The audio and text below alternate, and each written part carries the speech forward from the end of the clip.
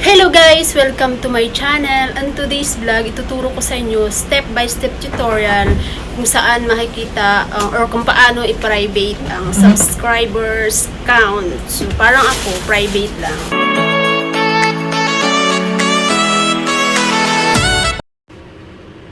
Ayun na guys, andito tayo sa home natin. Click ang Chrome. Tapos, click www.youtube.com. Ayan. Okay, click and then click mo yung tatlong dot. Pag na-click mo yung tatlong dot, may lalabas dyan na request mobile site. Click mo yung mobile site. Ayun, lalabas na yung channel profile mo. Click mo yon. Tapos lalabas yung Creator Studio. Click.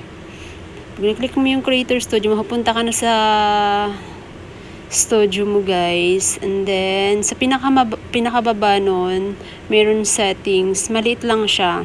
Hanapin mo lang sa pinakababa.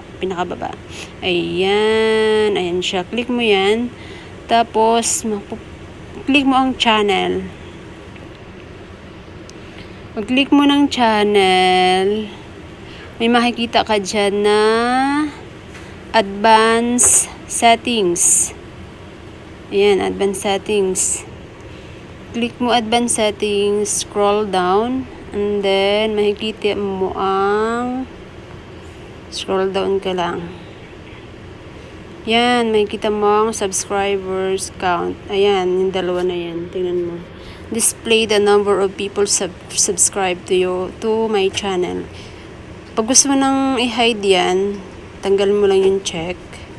Pero pag gusto mo nang visible yung subscriber mo, pwede mo yun na-check. Ayun, close and back to menu. Okay, back tayo sa home natin. Ayun na guys, sana nakatulong. Kung nagustuhan mo yung video na to guys, give me a like and don't forget to subscribe my channel. At marami pa akong mga tutorials para sa'yo, kaya don't forget to subscribe. Thank you for watching.